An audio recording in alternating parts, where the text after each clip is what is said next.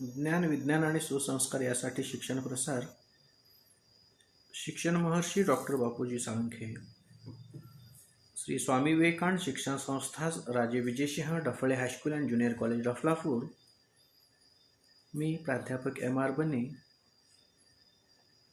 Lecture number 2 मध्ये आपल्या सर्वांचे मनपूर्वक स्वागत.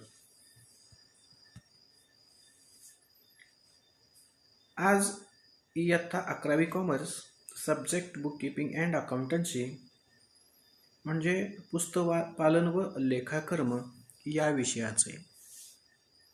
Unit number 2, meaning and fundamentals of double entry book keeping, अर्थ, पुस्तक पालनाची द्विनोंद पद्धती, अर्थ आणि मूलतत्वे या युनिटमधील classification of accounts and golden rules of debit and credit traditional approach असे 2 भाग अभ्यासणार आहोत. सर्वप्रथम क्लासिफिकेशन ऑफ अकाउंट्स या भागाविषयी अभ्यास करणार आहोत. तत्पूर्वी अकाउंट म्हणजे खाते किंवा लेखा म्हणजे काय हे पाहणे गरजेचे आहे. पहा, an account is a summarized record of transactions relating to a particular person, asset, liability, particular head of expenses or income recorded at one place. In day-to-day business activity, large number of business transactions takes place. It affects the several accounts at the end of certain period of time. It is necessary for the businessman to balance the accounts to find out the information like total capital, total liabilities and assets, total income and expenses etc. of the business. म्हणजे account याला आपण लेखा किंवा खाते म्हणत असतो. म्हणून या खात्याचा अर्थ विशिष्ट व्यक्तीच्या संदर्भात विशिष्ट संपत्ती, देयता, विशिष्ट उत्पन्न व खर्चावरील पदे तसेच विशिष्ट ठिकाणी नोंदविलेला खर्च ज्या खात्यात लिहिला जातो त्याला खाते किंवा लेखा इंग्रजीमध्ये अकाउंट असे म्हणतात. दिवसेंदिवस व्यापारात होणाऱ्या व्यवहारांची संख्या वाढत असून ही संख्या अनेक लेख्यांना प्रभावित करते. काही विशिष्ट कालावधीत तर व्यावसायिकाला खालील माहिती शोधण्यासाठी खात्यांचे किंवा लेख्यांचे संतुलन करणे अनिवार्य असते. त्यामध्ये एकूण भांडवल, एकूण देयता, एकूण संपत्ती, एकूण उत्पन्न आणि खर्च इत्यादी. पुढे पहा, अकाउंटची व्याख्या म्हणजे डेफिनेशन ऑफ अकाउंट. 2 व्याख्या या ठिकाणी दिलेल्या आहे. फर्स्ट डेफिनेशन जी आहे पहा, G.R. बॉटलिबा यांनी ही लिहिलेली व्याख्या आहे. An account is summarized record of transactions affecting one person, one kind of property or one class of gain or loss. Second definition Carter यांनी लिहिलेली आहे पहा. An account is a ledger record in a summarized form of all the transactions that have taken place with the particular person of thing specified.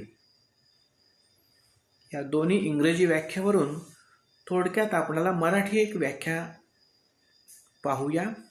व्यवसायात घडून आलेल्या सर्व व्यवहारांचे वर्गीकरण करून विशिष्ट प्रकारचे व्यवहार एकत्रित व सारांश रूपाने ज्या विशिष्ट नमुन्यात आणि शीर्षकाखाली लिहिण्यात येतात त्याला खाते किंवा लेखा किंवा अकाउंट असे म्हणतात.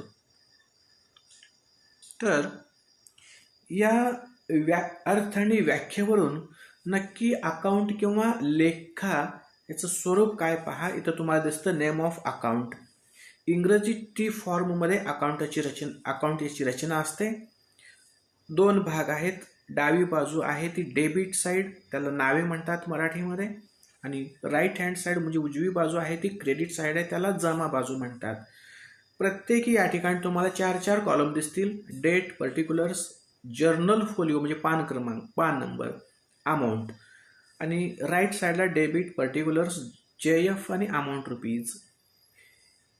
आणि त्याच्यानंतर एक स्पेसिमन तुम्हाला दिसते बघा, specimen of statement form of an account, म्हणजे स्टेटमेंट फॉर्म आहे, टी फॉर्म, असे दोन पद्धतीनं आहे अकाउंटची रचना.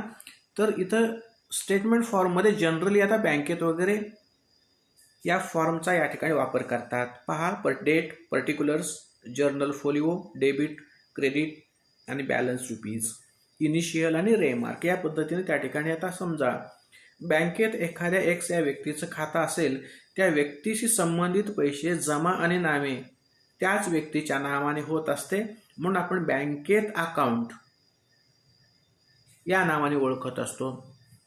त्याच्यावर लक्षात येत असेल की अकाउंट किंवा लेखा या शब्दाची संकल्पना. आता पहा, आपण या ठिकाणी क्लासिफिकेशन ऑफ अकाउंट्स म्हणजे खात्यांचे वर्गीकरण पाहणार आहोत अकाउंट नंतर. आता खात्यांचे वर्गीकरण काय आहे पहा, आणि त्याची आवश्यकता का निर्माण झाली. इथं तुम्हाला दिसतात बघा, पर्सनल अकाउंट्स, मुख्य दोन भाग आहेत, पर्सनल अकाउंट्स आणि इम्पर्सनल अकाउंट्स. पर्सनलमध्ये natural personal account, artificial personal account, representative personal account आहे. आणि इम्पर्सनल अकाउंट्समध्ये दोन भाग केलेले, रिअल अकाउंट आणि नॉमिनल अकाउंट. पुन्हा रिअल अकाउंटचे दोन, tangible real account, intangible real account. Nominal अकाउंटचे पुन्हा दोन प्रकार, expenses and losses, incomes and gains. पण एक लक्षात ठेवा, प्रामुख्याने तीनच प्रकार पडतात, पर्सनल अकाउंट, रिअल अकाउंट आणि नॉमिनल अकाउंट. ठीक आहे. पहा, व्यापारात दररोज असंख्य व्यवहार होत असतात, हे आपल्याला माहीत आहे. हे सर्व व्यवहार निरनिराळ्या प्रकारचे असतात. या व्यवहारांनाच बारकाईने अभ्यास केला असता त्याचे 3 भागात विभाजन करता येईल. पहा, व्यापाऱ्याचे इतर व्यक्ती आणि संस्था यांच्याशी अनेक व्यवहार होत असतात, म्हणजे त्यांच्यात पैसा, वस्तू आणि सेवांची देवाणघेवाण होत असते व्यक्ती बरोबर, म्हणून त्याला पर्सनल अकाउंट इकडे पिवळ्या कलरमध्ये दिसतंय तुम्हाला. आणि दुसरा असा आहे, प्रत्येक व्यापाऱ्याला व्यापार चालविण्यासाठी अनेक प्रकारची मालमत्ता, उदाहरणार्थ इमारत, फर्निचर, माल, रोख इत्यादी संपादन करावी लागते. त्यामुळे खरेदी विक्रीचे व्यवहार सतत होत असतात. म्हणून या ठिकाणी वस्तूंची देवाणघेवाण, थोडक्यात आपण म्हणू शकतो याला रिअल अकाउंट संबोधतात. आणि नंबर 3, व्यापार चालविण्यासाठी विविध प्रकारचा खर्च करावा लागतो, उदाहरणार्थ कर्मचाऱ्यांचा पगार, मजुरांची मजुरी, भाडे, जाहिरात खर्च, स्टेशनरी इत्यादी. तसेच विविध प्रकारचे उत्पन्न व्यवसायाला मिळत असते, उदाहरणार्थ व्याज, कमिशन इत्यादी. वरील निरनिराळ्या म्हणजे ह्या बघा प्रकारचे व्यवहार नोंदविण्यासाठी व्यापाऱ्याला 3 प्रकारची खाती उघडावी लागतात. त्यामध्ये एक आहे तर पर्सनल म्हणजे व्यक्ती आणि संस्थांची खाती, आणि दुसरा आहे माल, रोख आणि मालमत्तांची खाती म्हणजे रिअल अकाउंट, आणि 3 नंबर उत्पन्न व खर्च खाती म्हणजे नॉमिनल अकाउंट. ठीक आहे. याच्यावरून आता डिटेलमध्ये आपण पुढे अभ्यास करणार आहोत. पहा, टाइप्स ऑफ अकाउंटमध्ये पर्सनल अकाउंट्सला वैयक्तिक खाती असं म्हटलेलं आहे.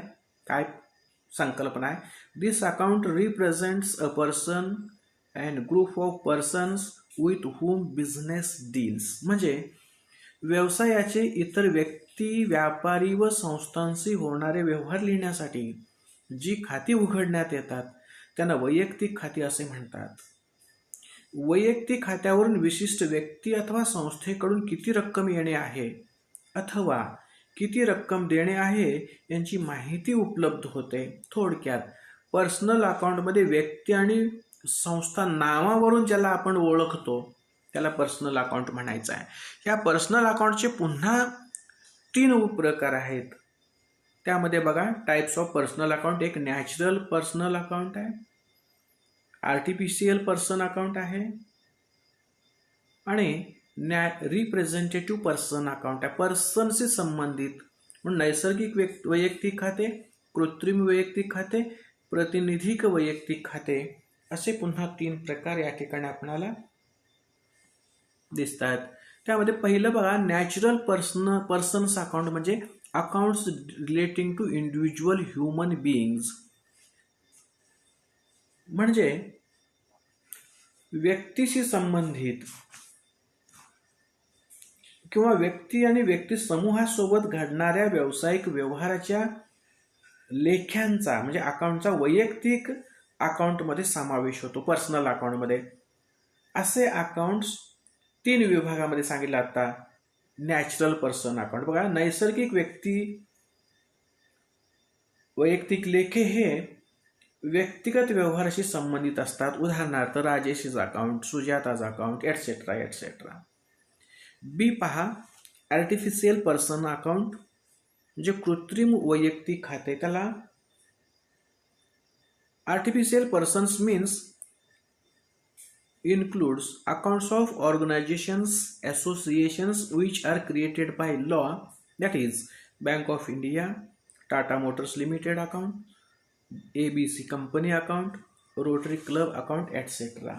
बघा, कृत्रिम व्यक्ती म्हणजे कायद्याने कृत्रिम व्यक्ती म्हणून मान्यता पावलेल्या संघटना, संस्था, क्लब इत्यादी यांची व्यावसायिक दृष्टिकोनातून झालेल्या अकाउंटचा अंतर्भाव या आर्टिफिशियल पर्सनमध्ये होतो. आता सी बघा, रिप्रेझेंटेटिव्ह पर्सन अकाउंट म्हणजे प्रतिनिधिक वैयक्तिक खाते. These accounts a certain persons of or group of person in business dealing. Accounts relating to outstanding and prepaid items called representative personal account. म्हणजे हे अकाउंट विशिष्ट व्यक्ती किंवा व्यक्ती समूहाच्या घडामोडीचे प्रतिनिधित्व करतात. म्हणजे आउटस्टँडिंग आणि प्रीपेड म्हणजे देणी, येणी आणि आगाऊ दिलेली रक्कम, आगाऊ जमा झालेल्या रकमांचे व्यवहार वरील अकाउंटमध्ये समाविष्ट असतात. म्हणजे outstanding rent, prepaid wedges account etcetera. यानंतर पहा, टाइप्स ऑफ इम्पर्सनल अकाउंट्स. बघा, त्यामध्ये दुसरा भाग आहे इम्पर्सनल अकाउंट, अवैयक्तिक खाते. त्यामध्ये रिअल अकाउंट आहे, त्याला वास्तविक खाते असं आपण म्हणत असतो. This account represents assets and properties owned by the business. याचा अर्थ रोकड, वस्तू आणि मालमत्तेची होणारी देवघेव नोंदविण्यासाठी जी खाती उघडतात त्यांना रिअल अकाउंट असे म्हणतात. त्या रिअल अकाउंटचे पुन्हा 2 उपप्रकार आहेत, टँजिबल रिअल अकाउंट आणि इनटँजिबल रिअल अकाउंट. त्यामध्ये बघा, पहिला आहे टँजिबल रिअल अकाउंट म्हणजे मूर्त वास्तविक खाते. Tangible real account means the assets and properties which can be seen, touch, failed. म्हणजे ज्या मालमत्तेला किंवा संपत्तीला आपण डोळ्याने पाहू शकतो, ज्या संपत्तीला स्पर्श करता येतो आणि ज्या संपत्तीचे मोजमाप करता येते, अशा प्रकारच्या संपत्तीच्या लेख्यांचा अंतर्भाव ज्या लेख्यात होतो त्या लेख्याला मूर्त वास्तविक लेखे असे म्हणतात. उदाहरणार्थ दिलेला आहे त्याने machinery account, motor car account, goods account, furniture account. आता बी बघा, इनटँजिबल रिअल अकाउंट, त्याला अमूर्त वास्तविक खाते. त्याला intangible real account means assets which cannot be seen, touched and felt but they can be measured in the terms of money. म्हणजे अशी संपत्ती जी डोळ्यांना दिसत नाही, त्याला स्पर्श सुद्धा करता येत नाही, परंतु त्याचे पैशाच्या स्वरूपात मोजमाप करता येते, अशा संपत्तीच्या लेख्यांना म्हणजेच अशा असेटना त्या ठिकाणी इनटँजिबल रिअल अकाउंट असे म्हणतात. त्या ठिकाणी दिले गुडविल अकाउंट, त्याला ख्याती किंवा नावलौकिक म्हणतात. पेटंट्स, ट्रेडमार्क, कॉपीराईट म्हणजे व्यापारी चिन्ह, छपाई हक्क इत्यादी ज्या गोष्टी असतात इतरांना आपण देऊ शकतो पैशाच्या मोबदल्यात, म्हणून त्यांना अमूर्त वास्तविक म्हणजे इनटँजिबल असेट्स असे आपण म्हणू शकतो. त्यानंतर बघा सगळ्यात महत्त्वाचा आहे दुसरा भाग म्हणजे इम्पर्सनल अकाउंटमधील त्याला नॉमिनल अकाउंट्स म्हणजे नामधारी खाते मराठीत म्हणतात त्याला. The accounts of expenses, losses, income and gains are called as nominal accounts. म्हणजे खर्च आणि नुकसान, उत्पन्न आणि प्राप्ती या संदर्भातील लेख्यांना नामधारी लेखे असे म्हणतात. उदाहरण दिलेलं आहे त्याने wages account, stationery account, salary account, depreciation account, commission received account, discount received account etcetera. Wages म्हणजे मजुरी खर्च आहे, स्टेशनरीसाठीचा खर्च आहे, वेतनावरील खर्च आहे, डिप्रिशिएशन म्हणजे मालमत्तेची झीज होत असते ती लॉस आहे, कमिशन रिसिव्ड आणि डिस्काउंट रिसिव्ड उत्पन्न आहेत. ह्या ज्या अकाउंटमध्ये समाविष्ट त्याला नॉमिनल अकाउंट म्हणायचं आहे. तर पहा पुन्हा एकदा या ठिकाणी मी बॅक जातोय, एका हायलाइटमध्ये आपण परत एकदा बघून घेऊया ह्या डायग्रामवरून. पुन्हा बघा पर्सनल अकाउंट, रिअल अकाउंट आणि नॉमिनल अकाउंट तीनच प्रकारे यामध्ये अभ्यास करायचा आपल्याला या ठिकाणी लक्षात ठेवायचा आहे. पर्सनल अकाउंट्स कसं ओळखायचं तर ज्या अकाउंटमध्ये व्यक्ती, संस्था आणि व्यक्तीशी संबंधित प्रतिनिधित्व करणारे जे घटक आहेत त्यांना पर्सनल अकाउंट म्हणायचं. वस्तू, मालमत्ता ज्या अकाउंटमध्ये दिसतील त्यांना रिअल अकाउंट म्हणायचं आहे. आणि एक्सपेन्सेस, लॉसेस, गेन्स, इन्कम्स ह्या चारही गोष्टी एकत्र केल्यानंतर नॉमिनल अकाउंट तयार होतो. ठीक आहे, चला तर पुढच्या भागाकडे आपण जाऊया. पहा सगळ्यात महत्त्वाचं या ठिकाणी आहे आता golden rules of debit and credit. Traditional approach आहे त्याला मराठीत आपण नोंदी करण्यासंबंधी विविध खात्यांचे नियम आपण म्हणू शकतो. पहा दुहेरी नोंद पद्धतीच्या तत्वाप्रमाणे प्रत्येक आर्थिक व्यवहाराचा परिणाम किमान दोन खात्यावर परस्पर विरुद्ध बाजूंवर आणि सारख्याच रकमेने होत असतो. आपण डबल एंट्रीमध्ये अभ्यासलेलो हे. म्हणजेच एखाद्या व्यवहारामुळे एक खाते नावे होत असेल तर दुसरे जमा करावे लागते हे आपणास माहीत आहे, परंतु कोणत्या व्यवहारामुळे कोणते खाते नावे करावे आणि कोणते खाते जमा करावे हे आपणास माहीत नाही.